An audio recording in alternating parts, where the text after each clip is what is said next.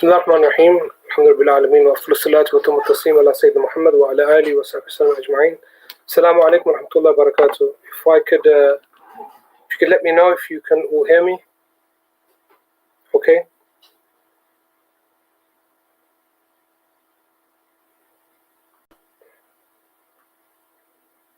Yeah, good to know.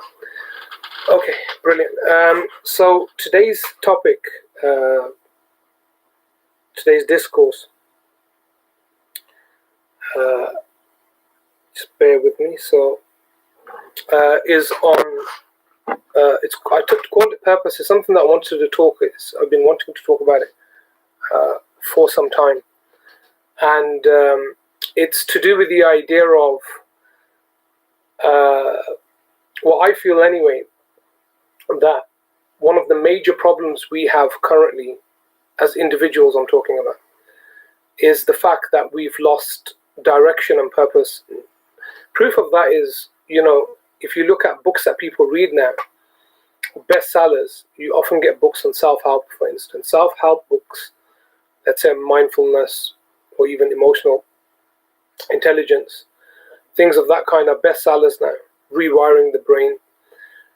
Human beings are kind of all looking for some form of guidance. So we've almost gone through a phase of anarchy where where people who don't believe in God, especially atheists or agnostics, they're like, we don't need God. A lot of these new age kind of new atheism where, we're beyond God now. But at the same time, they're really struggling with the idea of purpose. And that question it keeps eating away inside, and they struggle to kind of deal with it. So they pick different ways to kind of manage that idea, and I covered some of these questions related to this when I talked about death and temporality. You can check out that discourse. So purpose is something that I've been thinking about for a long time, and I've talked about it in different lectures and classes and things like that. But I want to focus on particular elements of it. And first, I want to highlight the problem, and then I want to try to not solve, but at least discuss some solutions. Currently, mental health of people here in England anyway, and you'll know from yourselves either or from people that are around you, seems to be at an all-time low, in that everybody's looking for support, care, help essentially, and people are struggling day to day. They're struggling with little things, especially when they may fall into a deep state of depression or grief, sorrow, somebody passes away. It's very difficult for them to kind of move out of that or get out of that. Furthermore, we have become, unfortunately, and this is a bit of a complaint as well, we have become a kind of almost a nation. I don't like to use the word nation, but maybe we've become a people that constantly complain, or to a large degree over feel sorry for ourselves. And because we do, to a degree, of the luxury to do that here in the West. In the East, however, where they're very poor countries, developing countries, often they don't have the opportunity to sit down and think about that. They're often more worried about if they're going to get their dinner for the evening, or if they you can feed their families or look after their families, put a roof over their heads. And you have more instances of that there, and you have it here as well to a degree. So problems the focus is different. And my point today is I want to tap into the idea of where should we be at, how should we be thinking about purpose and our purpose in the world. So I want to begin with first and kind of a shocking introduction, you could say. I want to quote a verse of the Quran that, that's incredibly impacting, you could say. Every time I read it anyway. God talks about people after death. And something that's incredibly important that we can begin with is this idea that life is incredibly short. We don't have that long here. We have but a few days, and it's highlighted in this verse. And the idea that we'll be facing God soon is not an idea of a distant future. In fact, in the Quran, whenever Allah talks about the Day of Judgment, or often when God talks about the Day of Judgment, I should say, he uses the past tense, which is quite odd.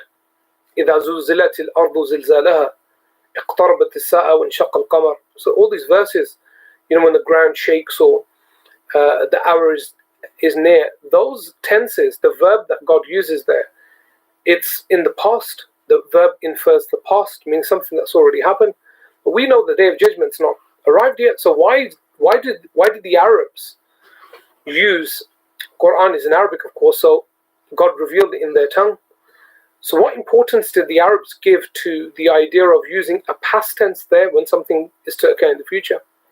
Many of the linguists, they say that it's because it's a certain matter. It's something that is absolute.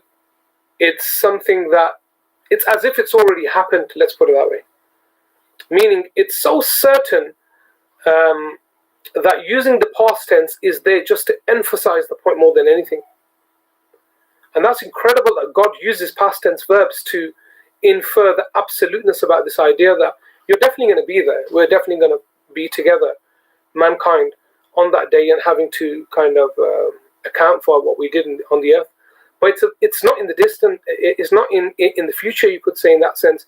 It's incredibly near. And we lose track of that, and we'll kind of do a rejoin on that towards the end. So Allah says in the Quran, He says, إِنِّي جَزَيْتُهُمُ الْيَوْمَ بِمَا صَبَرُوا أَنَّهُمْ هُمُ الْفَائِزُونَ. God talks about people on the Day of Judgment who spiritually evolved, you could say, on earth. They reached a spiritual status, they developed their character, etc., and they became good people. He says, today I have indeed rewarded them for their perseverance. They are certainly the triumphant. Then God says, and some say the angel says, قَالَ كَمْ لَبِثْتُمْ فِي الْأَرْضِ عَدَدَ السِّنِينَ. This was the kind of incredibly impacting verse. It's a verse that is incredibly profound. God says, قَالَ كَمْ لَبِثْتُمْ, or He will ask them, كَمْ لَبِثْتُمْ فِي الْأَرْضِ عَدَدَ السِّنِينَ. How many years did you spend on the earth? Now, of course, if you spent 40, 50, 60 years, even whatever age you are now, you know what your age is. And you kind of know, although it feels pretty quick that, however many years have gone past that, yeah, I have lived those years, I still have some of those memories. So God says, how many years did you remain on the earth? قالوا, they say, لبثنا يوما أو بعد يوم فاسأل العادين. They will reply, we remained only يوما أو بعد يوم, a day or part of a day. Meaning the feeling of an entire lifespan on earth after you pass away is a day or part of a day, which shows its kind of infers its brevity, that that's all it is. I mean, that's all that you're going to feel at the end of it. And there's a wonderful a narration about a person, about suffering actually. About suffering, and I wasn't going to bring this in, but it's a wonderful narration about a man, can be a woman as well, that suffered a lot in the earth, and could have been abuse, it could have been anything, and they arrive on the Day of Judgment in front of God, and their account is set in front of them, and they complain that all these things that this person had gone through, and then God or the angels inform them to bathe in a particular river, and they do, and some narrations state that it's actually a place in heaven that they go to, and it's in heaven that this takes place. But regardless, and when they come out, God says, do you remember anything of that pain, that hurt? And they say, no, we don't. And that's incredible, incredibly profound, that all the pain and suffering God removes on the Day of Judgment from people, or the hereafter, that one doesn't carry that over into the hereafter through the mercy of God. Now, I want to get to the kind of the subject itself, and I want to begin with ourselves. Who are we? Because you can't know your purpose. Purpose is very difficult to gauge, you could say, if you don't know who you are. Am I who I am? Are you who you are? What our parents named us. That much we know without getting to kind of Descartesian. We kind of We know who we are as much as we can, feel ourselves. But what's incredible is that and the scariest thing for us as mortal beings is the idea that we will never feel anyone. I'm going to explain what I mean by this. The scariest thing to consciousness is non-existence. Think about it. Why are you so scared of dying? And I mentioned this in the dying and temporality discourse. Is it because it's because of the unknown? Yes, but we have never felt, or one can never feel non-existence. We've only ever felt existence, of course, because non-existence is just non-existence. And being kind of the people who feel, who have emotions, who taste, who live, the idea that we will not live at a particular point is very, very scary. We only know what living means. And that's what God's guaranteed us, this idea of the afterlife. But so it's a scary place to be inside of your soul, worrying about the idea that I'm going to die, of course. Now, when we're children, we don't kind of worry about these things. When we're children, we're kind of playing. Our perception is as much as we know. The information that we have, our parents kind of,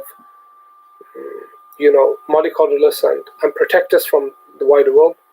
As we grow up, things change. And I want to go through stages now. And I want to start here about this idea of fitrah. There's something inside of us. I've written here that something internal plays like a looping message, appearing in different forms at different times. It attempts to realign our deviating life. The forms differ from anxieties to fears to moments of absolute bliss and gratitude. All cause us to stop and think, why am I really here? God, what do you want from me? Now, the way that Allah Jalla wa'ala quite clearly created us was that He created within us this kind of, this background sound, or this message that's constantly playing that we're avoiding. And we avoid it by keeping busy. But it never ever goes away. That's the interesting thing. It will never ever go away. It's always there, hidden away somewhere. You try to do things busy yourself, but it comes back again. And what we do is we misinterpret it. We misinterpret it and we assume sometimes that it's bad. We misinterpret it and then begin to do things to not. What is this? What is this voice? Within the fitrah of a human being, there's always a call to God, and the idea that this world is temporal. That's what I believe. That within the fitrah, by the way, is this unique, intrinsic disposition that human being has kind of coded into his consciousness. This idea that it's been imprinted or coded into us, that we are who we are, number one. Also the fact that God exists. That God exists. And also the fact that it's temporal and there's a hereafter. All of these things have been coded into us. That's why the God question will never ever go away. No, it doesn't matter how close we get to the Day of Judgment, the God question will still be there for everybody. So we put it off. Now I want to talk about ages, and ages are quite important. And purpose and ages I want to begin with. One of the biggest problems we have with this inner voice that's calling us to, I would say, to reconsider what our purpose is, because we forget the purpose, you see, or to reconnect with your true purpose while you're here on the earth. I want to talk about ages, but ages are quite important. Now, there's this kind of riwayah that Sayyidina Ali kind of attribute to Sayyidina Ali, that, play with them for 7, educate them for 7, and then educate them for 7, then discipline them for 7, and then befriend them. I think something along those lines. Anyway, this idea of 7 keeps coming up, and 7, by the way, is a very special number, but that's a numbers discourse. 7 is incredible in Arabic as well. 7 means it's kind of a number of enumeration. It can mean many. But 7 is, they say the age of 7 is the age of differentiation, what they call sinu tamiz in Arabic, where a child at the age of 7 begins to understand what lying means, for instance. They may get it at 5, but they understand what responsibility is to a degree. And that's why some of the ulama paid, like Imam Ahmad, paid a lot of attention to this idea of 7, that a child at the age of 7 can make decisions. Now, I want to break it up into slightly different kind of ranges that suit us a little better. I want to break it up into schooling years to a degree. And I want to ask, everybody should be asking themselves, okay, how did I feel in this period? So take primary school, post 5 or 6 till 11. In primary school, what was your mindset at that time? What were your plans then? What was your purpose then? When you're at primary school, your purpose is to play. Or if your parents are very strict, to pass your 11 plus and get into grammar school and become obsessive about it until, they push you over the edge. So some kids, and some parents, by the way, just a warning, not to say people shouldn't do their 11 plus. Now, but generally speaking, it's quite easy life, very little responsibility. When you go to secondary school, when you're between the ages of 11 and 16, especially when you get to 13, this is when the body's going through all sorts of emotions. Girls begin around 10. Things change drastically. Your plans have now changed. You want to be a fireman at 8. Now you don't. You want to be something else. 14-year-old boy wants to be a rapper. A girl wants to be just the typical things anyway. Whatever it may be. My daughter, for instance, I hope she's not listening to this. She's only 9 or 10. She wants to be a doctor and a hairdresser. How that's going to pan out, I don't know. But your plans change until you get to 16. When you get to 16, it's quite interesting because now you're interested in other things. Quite often the opposite gender, 16, 17, 18-year-olds, that plays part of your mind. Some are really interested in education. It's almost as if you become much more serious at the age of 16, 18. You start to see things a little clearer. And then you get into your early 20s. Now, the Arabs, very interesting, not only the Arabs, but also in the entire world, actually, it's not only the Arabs. The age of childhood was up until about 9 or 10, if that. Actually, in the Arabic language, there's no word for teenager. There's not a word for it. They don't have a word for teenager.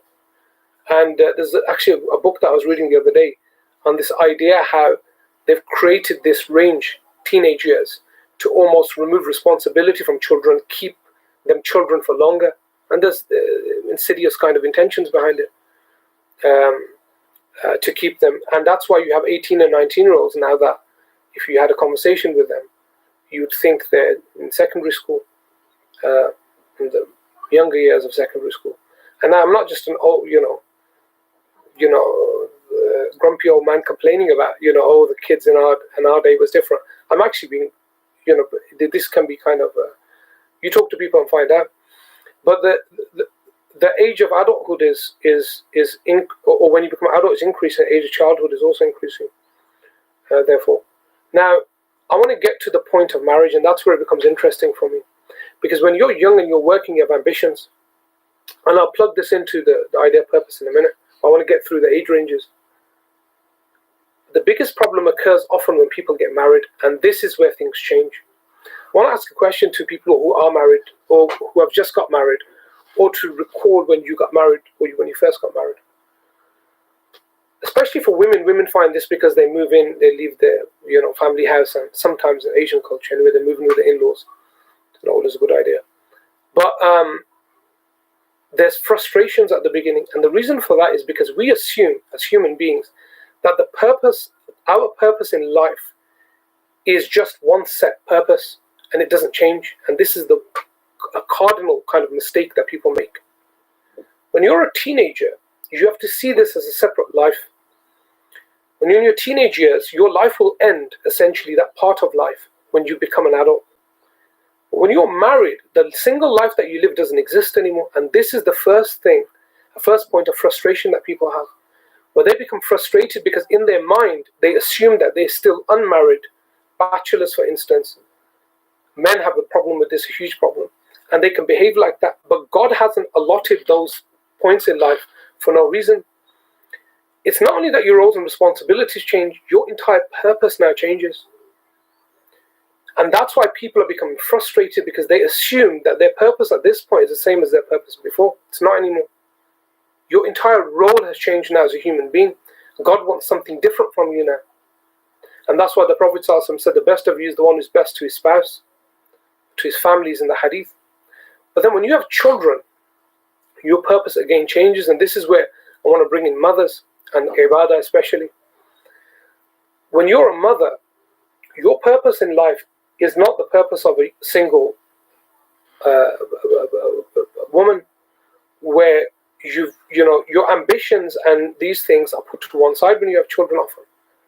God has placed you in a position of guardianship, you could call it, and put your entire ibadah into that.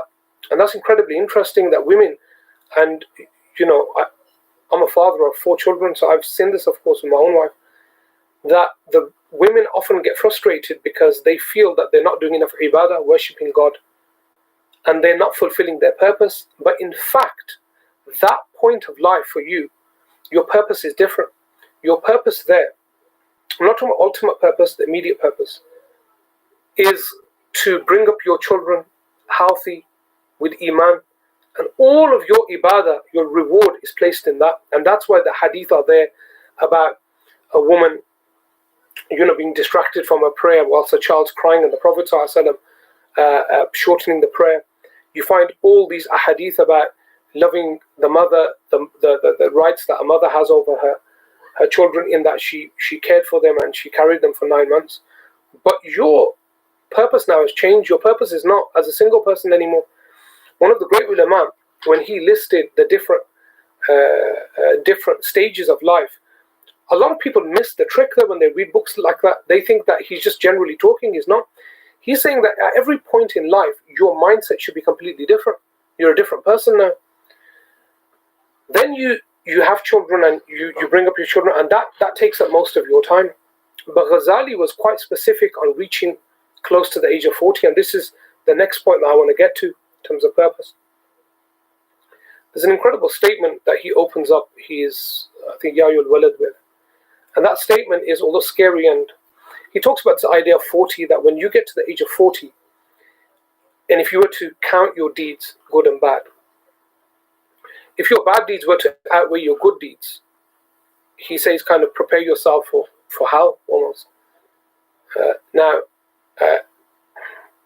What does that mean? It means that everything that happens before 40 is almost in preparation for reaching a spiritual experience at that age. 40 is the age of spiritual experience. The Prophet ﷺ received revelation at the age of 40.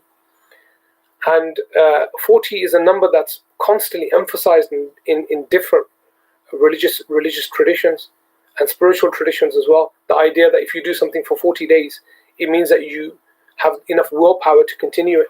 As an example, 40-day diets, maybe that's a thing that somebody can pick up on and take advantage of. So 40 is an incredible age, and the ulama would say that the people of God at 40, they fold their mattresses, and what they meant by that was that they lessen their sleep, meaning now it's time to think about the hereafter in its entirety. That all of that, all those different stages in life, were a build up to the ultimate goal. And this is where I want to bring in the idea of ultimate purpose now, that underlines all those stages. Because what do we anchor when you're a teenager? What do you anchor it in? What do you anchor your purpose in? Although you have like an immediate purpose, what do you anchor it in when you're in your 20s, when you're married? How do you build that emotional intelligence? And I want to look at that a little now. Man is in a constant war between his angelic and animal forms or dimensions. Those that are predominated by the animal are led to devastating ends and unabating carnage and harm to others. However, those that find truth, the path to it, or chance upon those traveling on it, often activate their angelic side and begin to truly see beyond the fog of uncertainty. What is this path? Where is this path? And why do only few traverse it? Now, I wrote this to kind of check within ourselves where we're at and what we understand this to be. And I'm going to pick up on something that it's amazing. I had a conversation today with Ustadh Nasser, and every time I speak to him, it's something that comes up that, that never occurred to me, that I learned. And we were talking about something, and he mentioned the idea of working backwards. And this is one message, if you want to take anything away today, is this idea of working backwards. What does working backwards mean? Sitting there today, all of us, if we were to not look at where we're now or where we have been, but if we were to take ourselves to the end of our lives, take ourselves right to the end, now we're at death, okay? We're lying, on our deathbed, end of life, and we still have some kind of control over our thoughts. Where would we want to be? How would we have wanted to have lived our lives prior to that? This is the idea of working backwards. And then count all the way back to where you are now and how many years you may have. Let's give an example. Imagine you were 30 years old and you were to die at 75, for argument's sake. In 45 years' time, you will die. What would you have wanted to achieve in the next 45 years? And this is today's kind of where I really want to unpack the idea of purpose. What would you have wanted to achieve? I'm not talking about in the dunya, because on your deathbed, that doesn't really help you. Dunya is there to facilitate. People confuse the idea that dunya is there, not there to gather, it's there to facilitate this journey. The purpose that we're talking about here, the higher purpose. Allah subhanahu wa ta'ala said in the Quran, وَمَا خَلَقْتُ الْجِنَّ وَالْإِنسَ إِلَّا لِيَعْبُدُونَ, يعني إِلَّا لِيَعْبُدُونَ. I have not created jinn, the unseen creatures, or mankind, except إِلَّا لِيَعْبُدُونِ, except to worship me. Kind of the verse is very theological, it has a lot of theological implications. But the scholars have always commented that this is in reference to knowing God, that God created you so that you may come to some realization of who He is. Now, why would God say that and create you and not place something within, deep inside our consciousness, that allows us to know God? As Ibn Arabi said, that the human consciousness is a microcosm. If you consider the cosmos, that everything that's out there, all the secrets in the cosmos, are all within the human being. So if God said that, then there must be something inside here, inside me and you, that unlocks the overwhelming realization of our purpose. Now, in those 45 years, what would you want to do then? And this is the idea of emotional intelligence. And I want to just now, why purpose will help our emotional intelligence, but we have to unpack emotional intelligence first to a degree. And I want to just quickly talk about that briefly. Now, I want to talk about a few elements of emotional intelligence here. Firstly, what is emotional intelligence? It's a kind of fancy word. Now, it's a few things. Things like self-awareness, self-management, motivation, empathy. And I'll break them down, inshallah. That emotional intelligence is this idea that it allows us to recognize and understand our emotions, and our reactions to things makes us self-aware. Emotional intelligence is entirely rooted in the idea of self-awareness, knowing who we are.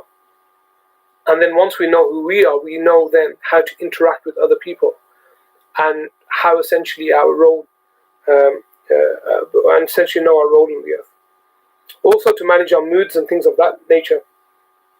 Now, people assume that, and this is an incredible fact actually, or point, that people assume that the IQ is the greatest predictor of one's kind of success, but it's not.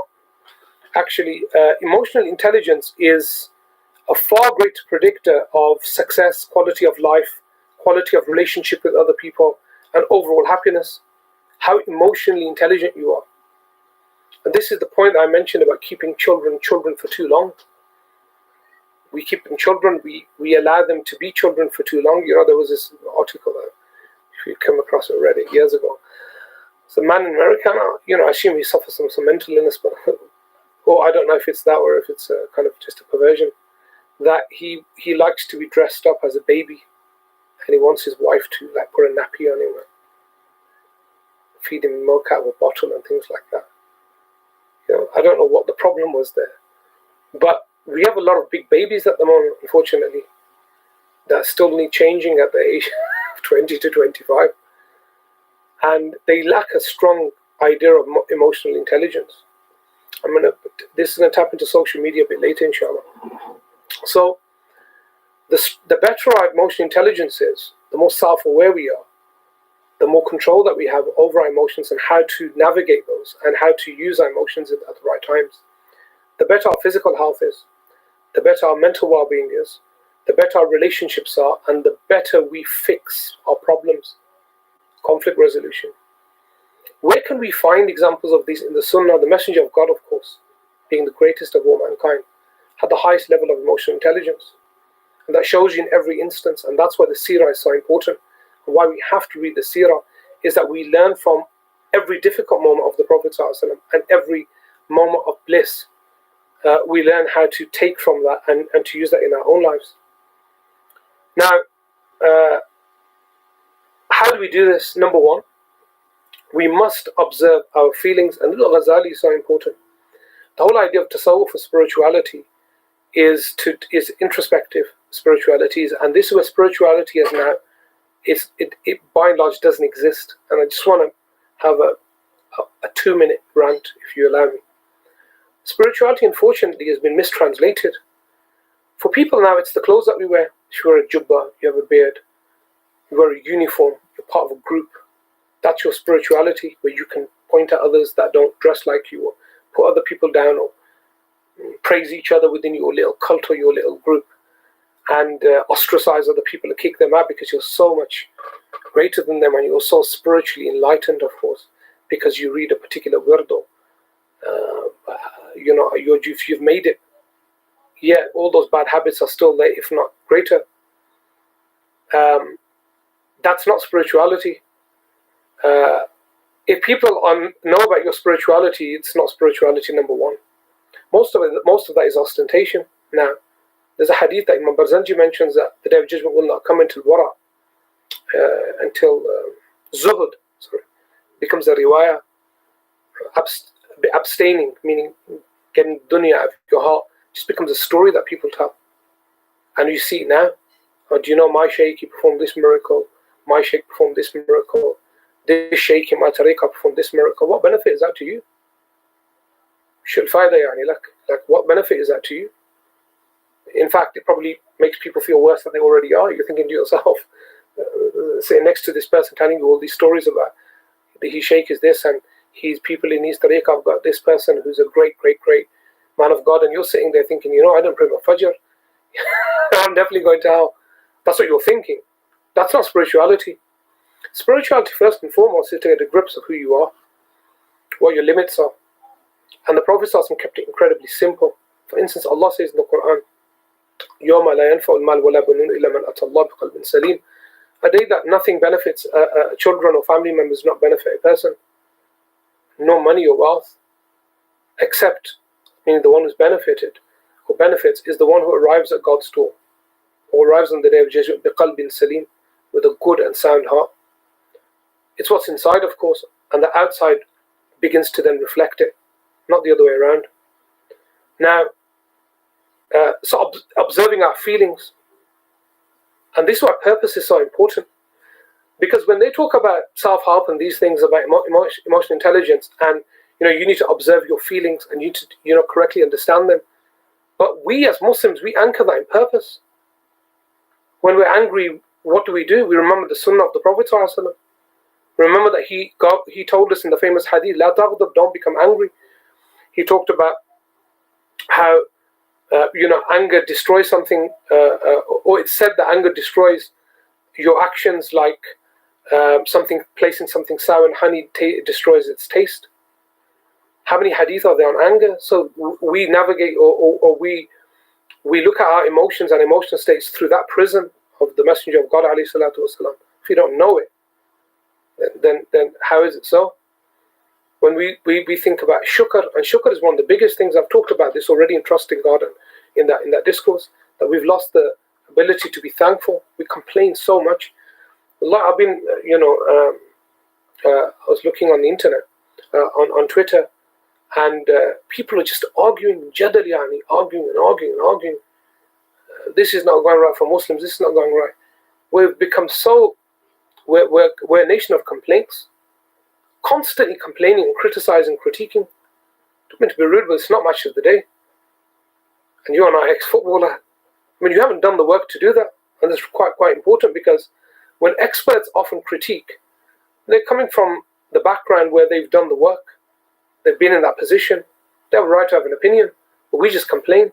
And God doesn't like that. I quoted the verse in the last discourse about God says there's no greater thing that argues, no greater thing, doesn't even mention no greater being than the human being. We are the most argumentative. So, kind of, one of the ideas of emotional intelligence is the idea of conflict resolution, that we don't argue but we respond. We don't argue but we respond. So how would you know how to do that? What are you going to anchor that in, except that it's ultimate purpose? The Prophet ﷺ said, he said that Man amana billah wal yawm al-akhir falyakul khayran aw liyasmut. If you believe in God and the Day of Judgment, say good, say something that's good. Falyakul, he's talking about speaking. Aw liyasmut, or just stay quiet.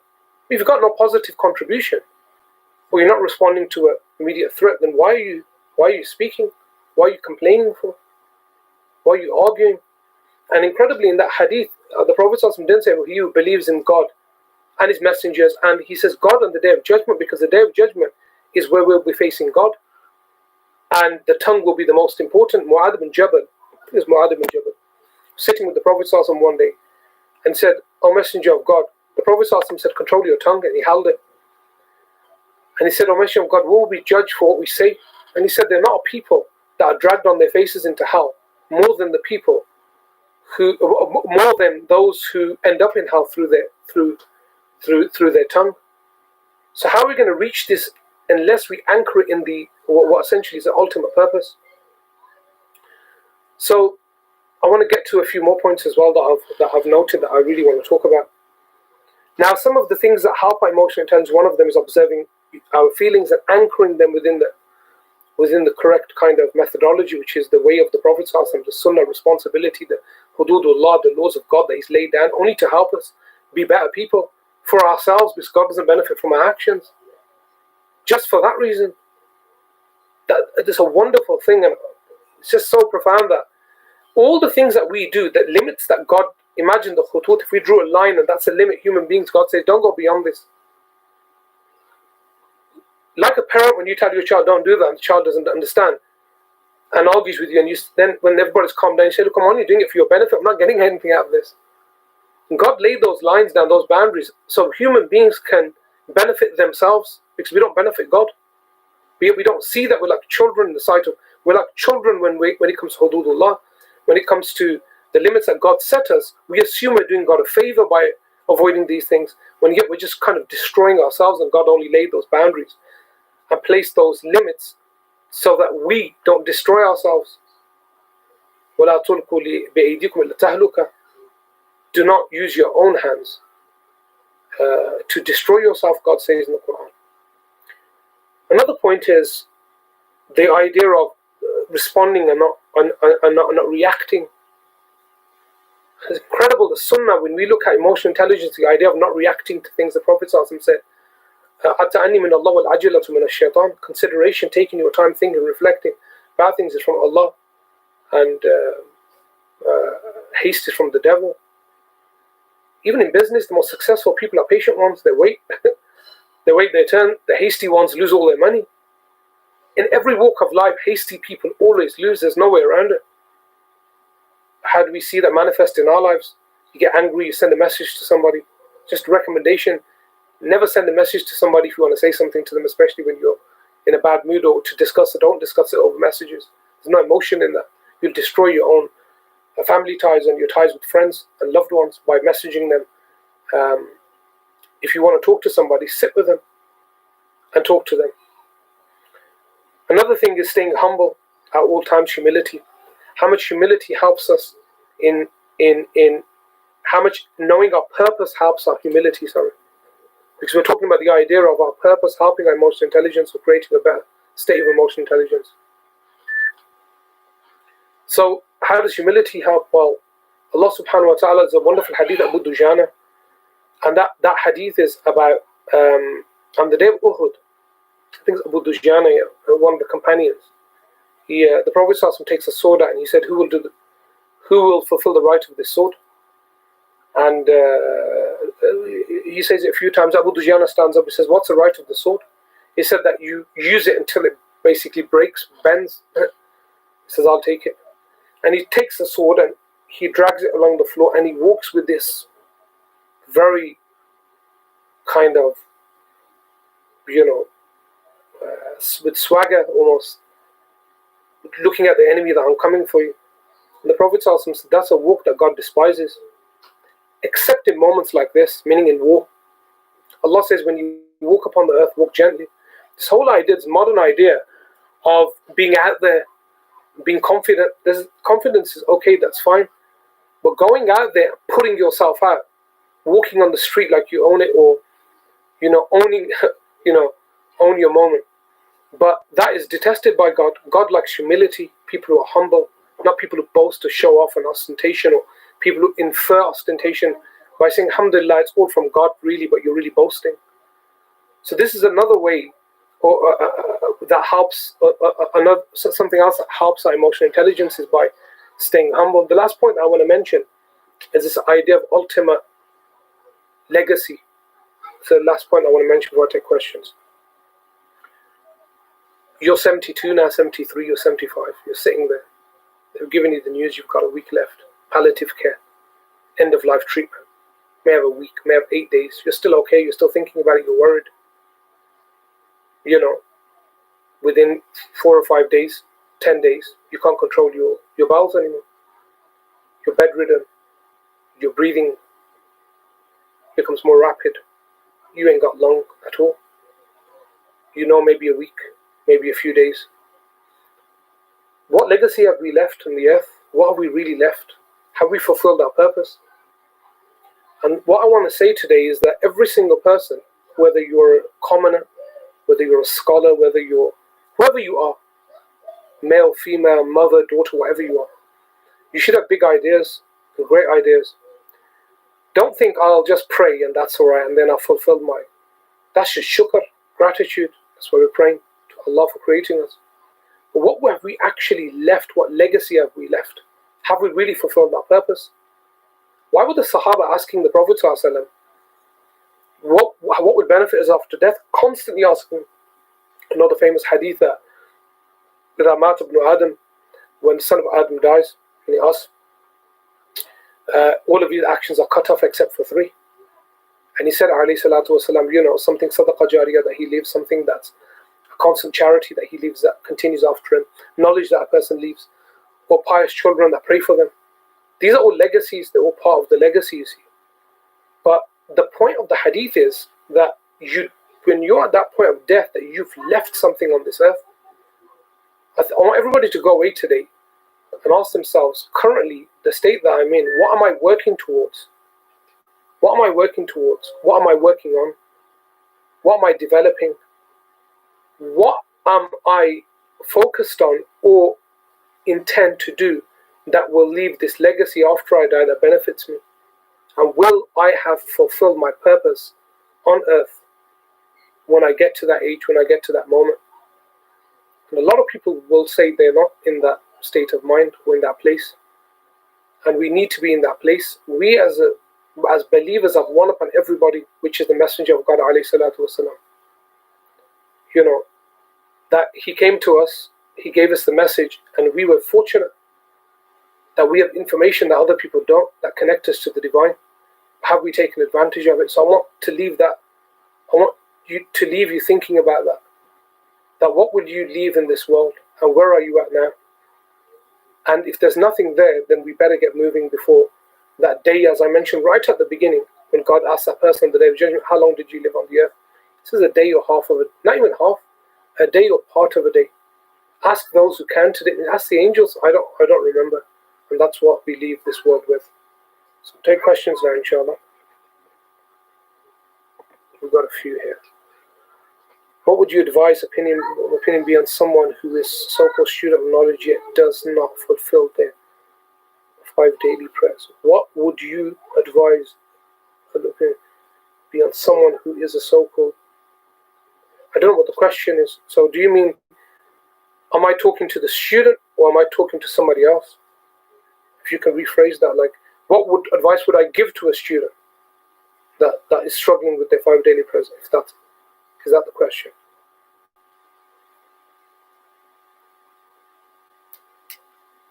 Hamza, if you can get the questions up on there, if there are any. Last time I logged off on there, there were some questions.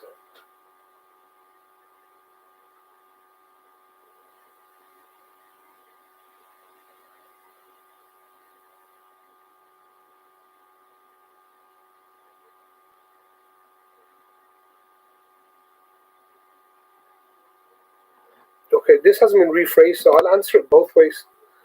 So, because if there's a student of knowledge, and we have to probably stop using this term, student of knowledge. I mean, we're all students of knowledge to a degree. Students of knowledge now, it's created an elitism amongst people. Oh, he's a student of knowledge, he's a student of rubbish. I mean, stop it, please. Like, stop telling people I'm talibul, I'm student of knowledge, kind of putting out there, you know, I have this rank now. If you've been given that honor to study the religion, just keep it at that. It's fine. So, but the student himself, let's say somebody is studying religion, i.e., studying fiqh or hadith or something like that. You have to remember, this is a critical, very important point. A student of knowledge and a non-student of knowledge are no different. Exactly the same. They're the same person. They're both human beings, aren't they? We're assuming that knowledge has a direct effect on spirituality. It doesn't. It doesn't at all. Satan would be... Papa, no iPad there. Okay. You're going to go now? Okay, shut the door. Ali makes a return. We have to stop thinking that, and this is the idea of cognitive dissonance. I'm a student of knowledge, I should be behaving better, and I'm not. Astaghfirullah. Should I be studying? Why am I studying? All this kind of cognitive dissonance is created. At the end of the day, students of knowledge are normal human beings. They're just normal people who are doing or studying something. Doesn't mean that knowledge penetrates their hearts at all. That's a hope, isn't it? So, like anybody else, the advice is exactly the same. If you're struggling with your prayers, then, you know, I mean, we'll have to unpack, like, there's different struggles with prayer, isn't there? Are you struggling with the morning prayer? Are you struggling with the evening prayer? Are you struggling with prayer in general? So we'll have to unpack kind of your circumstances, but I would always say that pray no matter what. Isn't God deserving of being thankful to? Do we owe it to God to thank Him? You know, for everything that we have, the fact that we can breathe. How difficult is it for us to stand a few times a day just to thank God? How selfish are we really? That all this that we've been given, life, not a bit of money or a job, life, God gave us life. You know, we should just, I'm not having a go at anybody, by the way, I'm not having a go at you, but maybe we should have a go at ourselves almost and say, you know what, just be thankful to God. I'm just going to stand up just to thank you, God. And anybody who struggles with their prayer, just pray your fard to begin with. If you're struggling to stand up for a long period in prayer, just pray your fard to begin with, and then build on that with your sunnah, etc. But stand and try to get those prayers done. My teacher, he would say to me that he said, you know, I was a bit lazy, you know, so lazy student. So he would say, if something needs to be done, do it immediately and then relax afterwards. It's like homework, do it, and then you've got said to my son on Friday, did you do your homework now? You've got the whole weekend, and then he did it and he felt better. And that's the case Allah says in the Quran, Surah Al-Kahf. Do not say about a thing or about an affair that I will do it tomorrow. So, yeah. So that's what I would say. So it's disconnect those two things. I'm a student of knowledge, therefore anybody can struggle with their prayers. Anybody can. It's not about that. Stop attributing something to yourself. Almost like I'm a student of knowledge, therefore. No, you've just been given the honor of maybe sitting in a class or two, but your problems are probably the same as everybody else. So take them that way. Is taking a loan with riba allowed to cover tuition fees for university? Oh, so this is not a fit class, to be honest with you. So I'm just going to tell you again, like I do normally, get into classes and study with ulama, and you'll get the answer to that, inshallah, from your classes. I don't think this would be appropriate place to answer that question. Is there a distinction between worldly and spiritual purpose? E.g., we need to make a living versus we need to make a life. Yeah, of course. I mentioned that. But the worldly purpose must be anchored in the ultimate purpose. That was my central point. That it must be anchored in the ultimate purpose. You see? So we're doing things to facilitate. The dunya is there to facilitate. Dunya is not the be-all and end-all. It's a means to an end. It's not the end itself. And we have to make that distinction. A worldly purpose versus hereafter purpose. I don't know if I answered that question. I think I might have answered it. So I can never explain what this is. The point about the student of knowledge is very important. Okay. Hopefully I've answered it as best as I could. Look, I am a student of knowledge in that sense, meaning I spend my, that's what I do.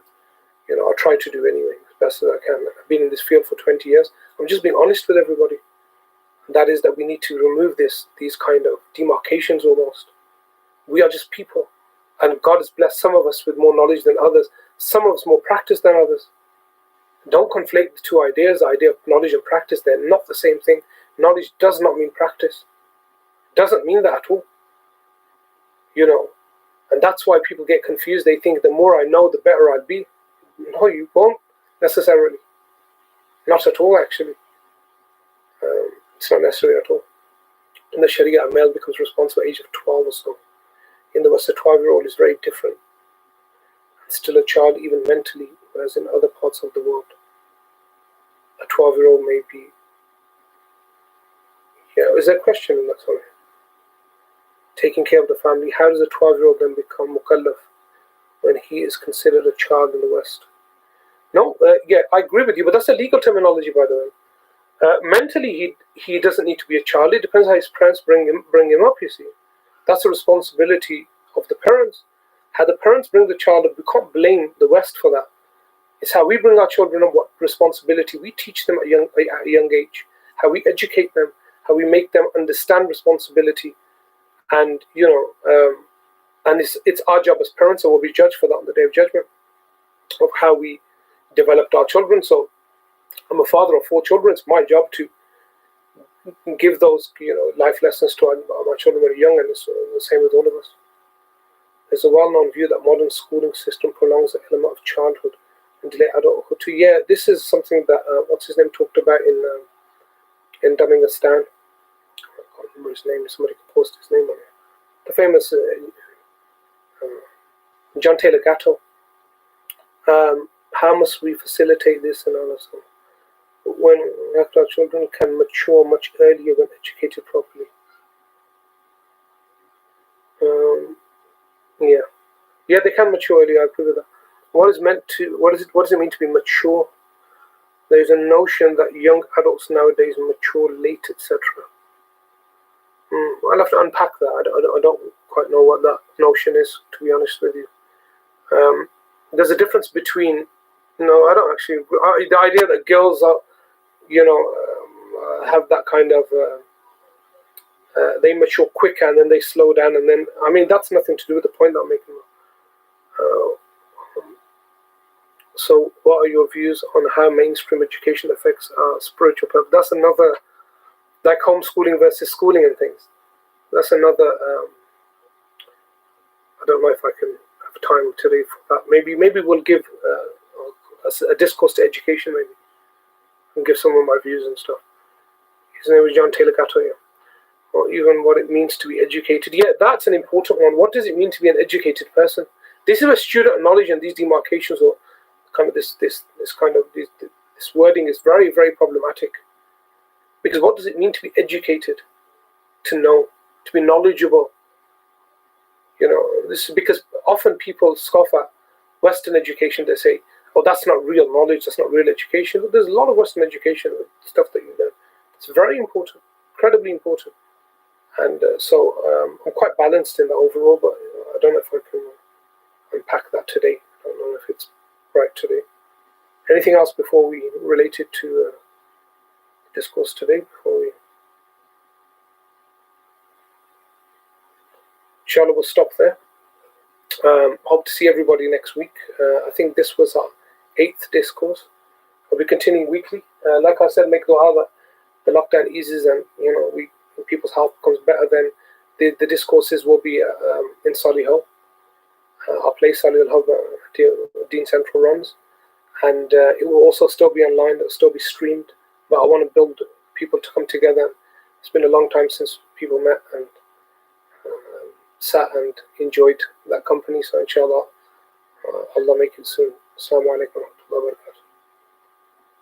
Oh, go on. Sorry, Habiba. You're about to log off there.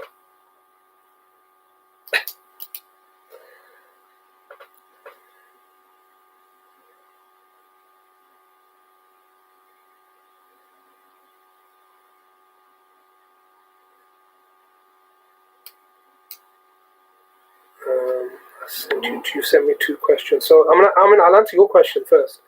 This idea that so-called advanced students of knowledge have abused their authority, I get it every day. Like often it's to do with many things. There's many elements to that.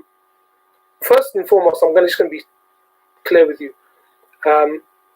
Young students, even if they've studied a 6-year program, are not role models. I'm going to tell you just how it is. I'm not going to mince my words or be politically correct or verbal gymnastics. Do not take your spirituality from young people. That's just take it or leave it.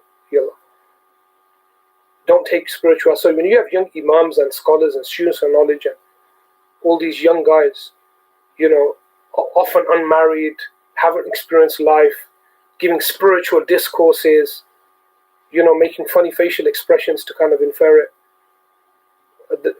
That's a first sign that they have no idea of.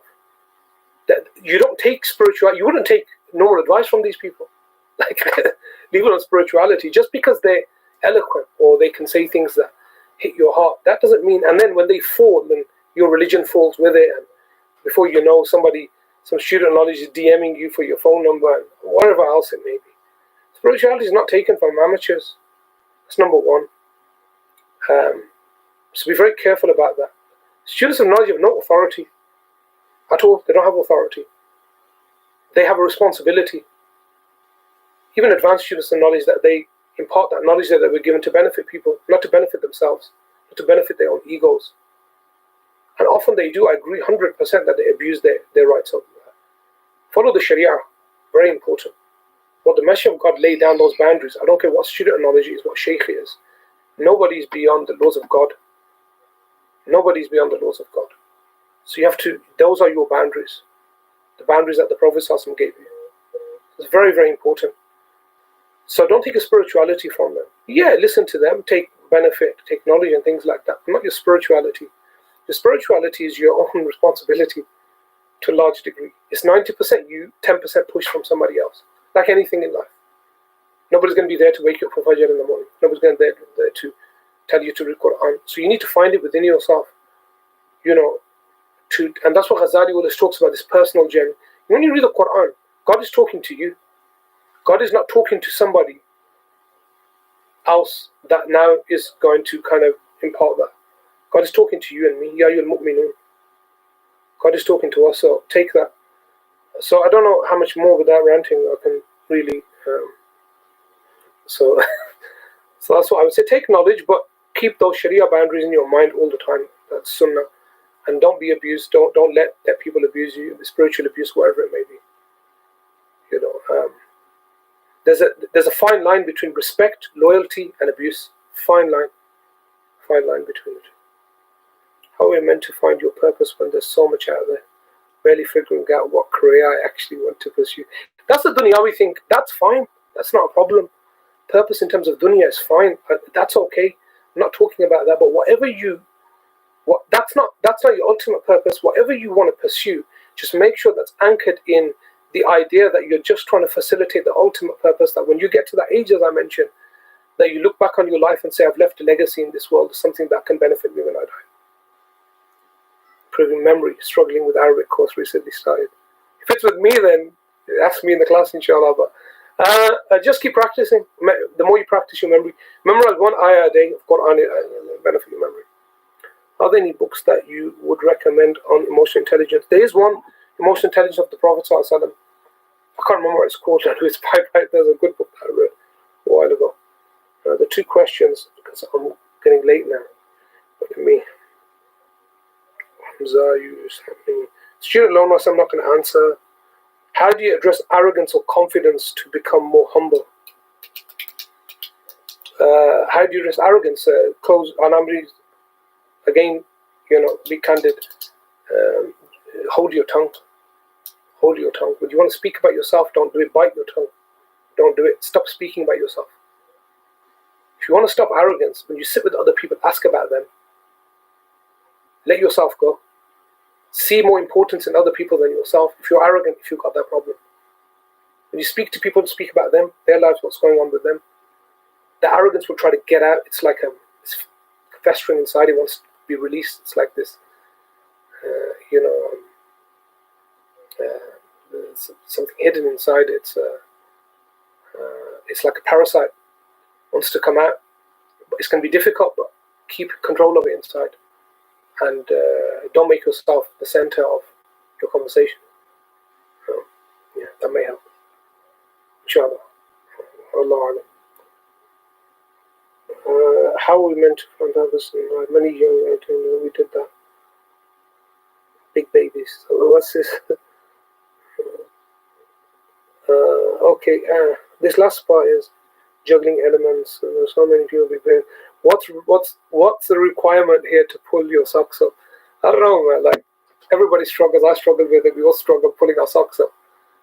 But I would say just one thing, and I want to please finish on this, is that every moment's a new moment, and we get an opportunity to redo things. As long as we're alive, as long as we're breathing, we get to redo things, and God gives us the opportunity. So just try our best to take advantage of it. Make dua that Allah give us the ability to use our time well and properly and wisely, inshallah. قل قولي هذا واستغفر لي ولكم واتوب اليه. السلام عليكم ورحمة الله.